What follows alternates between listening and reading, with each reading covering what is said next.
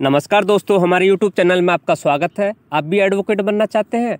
अगर आप एडवोकेट बनना चाहते हैं, वीडियो पूरी देखें। एडवोकेट से संबंधित जो भी इन्फॉर्मेशन होगी हम आपको एक एक करके सारी बताएंगे। पहली बात, आपको 12th पास करना ज़रूरी है प्लस ग्रेजुएशन। अगर आप 12th पास हैं तो आपको BA LLB करनी है। अगर आपके पास ग्रेजुएशन है तो LLB।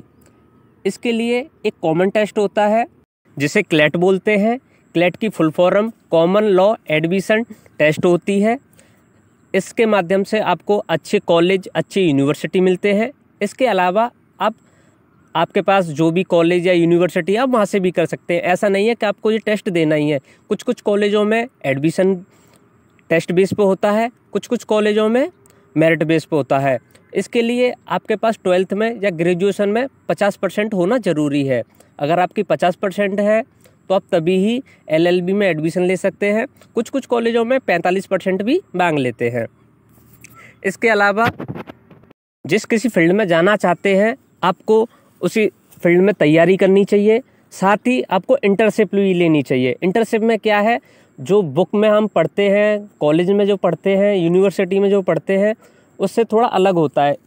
इंटर्नशिप का मतलब यह है कि आपको ट्रेनिंग मिल रही है। उससे क्या होगा, आपको जानकारी मिलेगी और इससे आपके लिए बहुत फ़ायदा होगा। जैसे आप सिविल के लॉयर बनना चाहते हैं या क्रिमिनल के बनना चाहते हैं या फैमिली लॉ बनना चाहते हैं या अदरवाइज़ कोई भी बनना चाहते हैं, जैसे किसी कंपनी से संबंधित बनना चाहते हैं, तो आप उसी फील्ड में आप इंटर्नशिप लें, आपको उससे नॉलेज मिलेगी। उसके बाद इसकी सैलरी पे आ जाएं। सैलरी क्या है, अगर आप गवर्नमेंट लॉयर हैं तो आप गवर्नमेंट देगी आपको, या 10,000 20,000 जो भी सैलरी होती है, 40-50 हज़ार रुपये, वो आपको गवर्नमेंट देगी। अगर आप प्राइवेट हैं तो प्राइवेट पे तो आपको प्रैक्टिस करनी पड़ेगी। आप जितने केसेस सॉल्व करेंगे उसी हिसाब से आपको सैलरी मिलेगी। इससे आपको बहुत फ़ायदा होगा। LLB कंप्लीट होने के बाद आप ऑल इंडिया बार काउंसलिंग में, उससे पहले आप स्टेट बार काउंसलिंग में आपको रजिस्ट्रेशन कराना होगा। उसके बाद आपको 2 साल मिले जाएंगे। उसके बाद ऑल इंडिया बार काउंसलिंग का आपको एग्ज़ाम देना होगा। उसके बाद आपको ऑल इंडिया बार काउंसलिंग देने के बाद आपका रजिस्ट्रेशन हो जाएगा। आप प्रॉपरली एडवोकेट बन जाएंगे और आप कहीं भी प्रैक्टिस कर सकते हैं। इंडिया में जाके कहीं भी प्रैक्टिस कर सकते हैं। इससे आपको कोई दिक्कत नहीं होगी। आपको जितना ज़्यादा एक्सपीरियंस होगा अपने फील्ड में, आप उतनी ही सैलरी कर सकते हैं, उतना ही पैसा आप कमा सकते हैं। अगर आपने 1 साल इंटर्नशिप किया है या 1 साल प्रैक्टिस की है और आप लॉयर बनना चाहते हैं बहुत बड़े, तो ये तो होगा नहीं। आपको बहुत अच्छा टाइम देना पड़ेगा, 2 साल, 5 साल, 6 साल। आप जितना टाइम देंगे आपको उतना ही फ़ायदा मिलेगा। ऐसा नहीं है कि कम समय में आप बड़ा कर लो। इसमें आपको टाइम दोगे, बड़े बड़े केस सॉल्व करने पड़ेंगे, पढ़ना पड़ेगा उनके बारे में, आपको पूरी जानकारी मिल जाएगी। और अगर आपको जज बनना है तो ऐसा नहीं है कि जज के लिए कुछ अलग से कुछ करना होगा।